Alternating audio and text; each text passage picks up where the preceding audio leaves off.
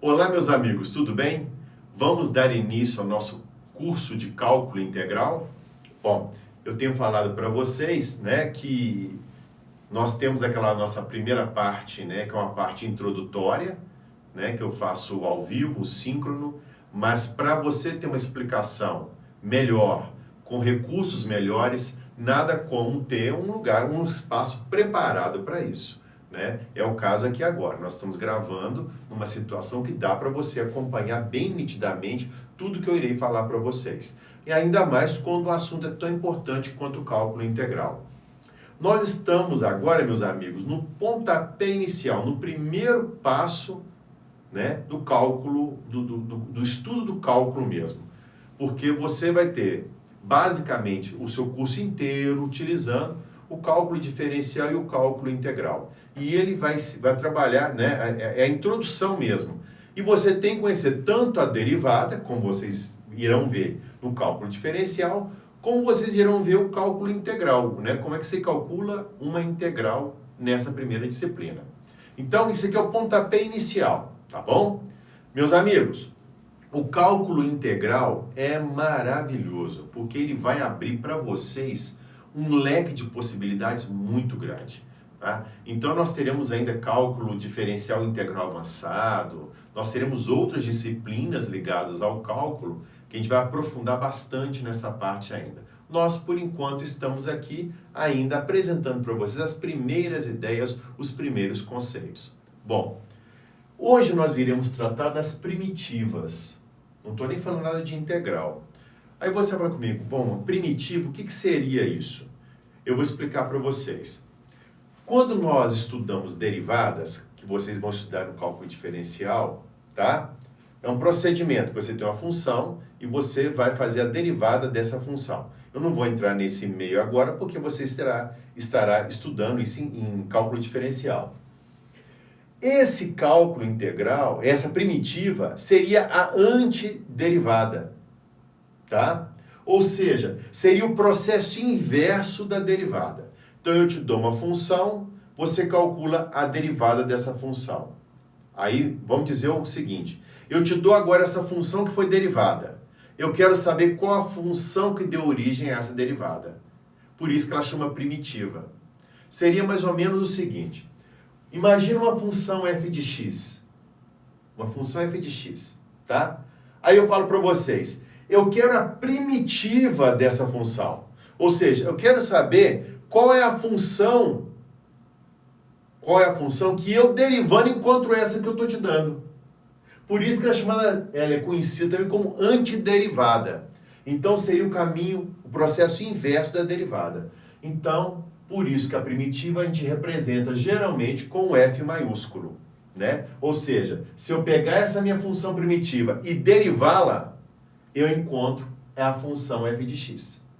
Tá ok?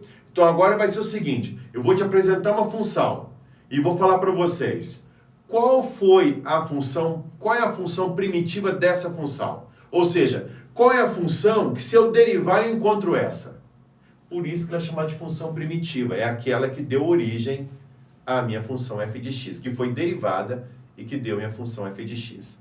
Bom, meus amigos, obviamente que isso vai esclarecer com os exercícios, né? Vai ficar um pouco mais claro para vocês as primeiras regras. No começo a gente estranha um pouco, daqui a pouquinho você já está bem acostumado, tá bom?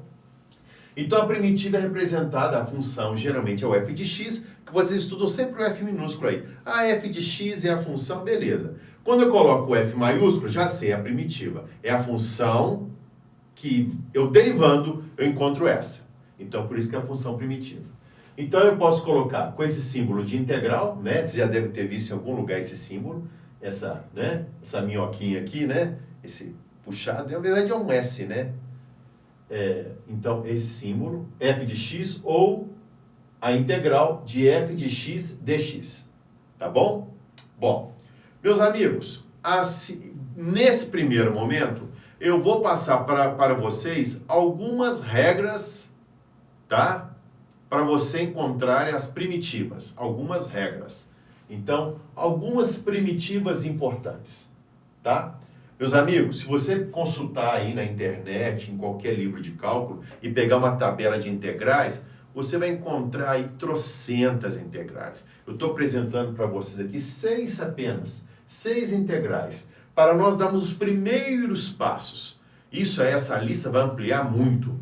Nós vamos entrar na trigonometria, vai entrar em função exponencial, isso vai aprofundar. Mas por enquanto eu preciso que vocês conheçam apenas essas regrinhas aqui que eu estou colocando para vocês, tá bom? Essa pequena tabelinha tem 6 integrais ali.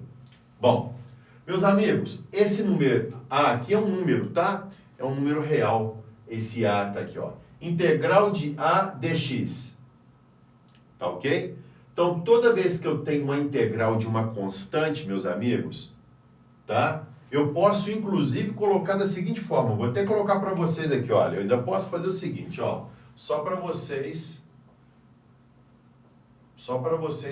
ficar bem claro para vocês. Ficar bem claro para vocês. Quando eu tenho uma constante dentro da minha integral, eu ainda posso colocar assim, ó. Como é constante, eu posso colocá-la ali. Eu posso pegar a minha constante e tirar de dentro da integral. Então, olha lá, integral de A dx. Como A é um número, pode ser 2, 3, meio, 1/4, ou um número qualquer, tá? Um número real qualquer. Então, eu vou tirar esse número. Eu posso colocar o número lá de fora. Agora, é o seguinte, a integral de dx é x. Só que toda vez que eu calculo uma integral indefinida, como é o caso ali, porque ela é indefinida porque eu não coloquei nenhum valor aqui em cima, tá? Isso eu vou mostrar para vocês daqui a pouquinho. Então, ela é uma integral indefinida. Então, vai ficar igual a vezes x mais c. Você sempre coloca constante, mais uma constante c. Pode ser uma constante c, pode ser uma constante k, tá bom? Então, você irá sempre fazer assim, tá ok? Então, essa integral, como eu disse para vocês, ela é indefinida. Daqui a pouquinho eu não vou falar da integral definida, mas é daqui a pouquinho, tá? Nos próximos encontros. Hoje nós vamos trabalhar somente com integrais indefinidas. Bom, meus amigos, então a integral de A dx, coloquei a constante do lado de fora, A vezes a integral de dx. A integral de dx vale x mais c. Primeira regrinha que eu estou passando para vocês. Segunda regrinha que eu preciso que vocês guardem hoje. A integral de x elevado a n dx. Meus amigos, quando eu tenho x elevado a um expoente, tá? Qualquer que seja o expoente, você vai fazer o seguinte, a regrinha. X elevado a n mais 1 sobre n mais 1. Tá ok? Mais uma constante. Essa regrinha vale só se o n for diferente de menos 1, tá? Se o n for menos 1, vai dar problema, porque você vai colocar aqui menos 1 mais 1 dá 0. Vai dar divisão por 0, aí vai dar problema. Então, para todo n diferente de menos 1, tá ok? Então, essa regrinha vai funcionar. Mas e quando for menos 1? Então, está colocado aqui embaixo para vocês. E se o x for elevado a menos 1?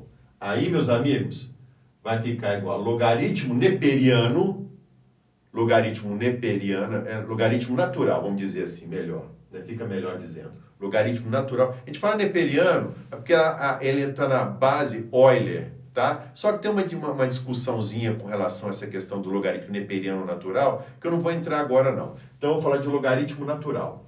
Então, esse logaritmo natural do módulo de x, tá bom? É o logaritmo na base Euler, né? Euler, nós vamos falar daqui a pouquinho dele também. Esse número aqui, ó. Esse número que é representado pela letra E minúscula, né? Em relação a Euler, nós vamos falar isso depois para vocês no futuro aí. Inclusive, na parte de derivada, vocês irão ver isso também, tá? Então, x elevado a menos 1 é o logaritmo natural do módulo de x, mais c, para todo x diferente de 0. Obviamente, né, o x tem que ser diferente de 0, porque x elevado a menos 1 é 1 sobre x. Então, não pode ter divisão por 0. Isso aqui é o para todo, tá? É um símbolo matemático também, esse A de cabeça para baixo. Para todo x diferente de 0. Agora, quarta integral. Integral de Euler elevado a x dx. A integral de Euler elevado a x é o próprio Euler elevado a x.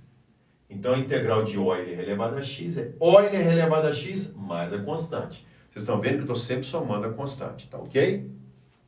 E essas duas derivadas, essas duas integrais trigonométricas.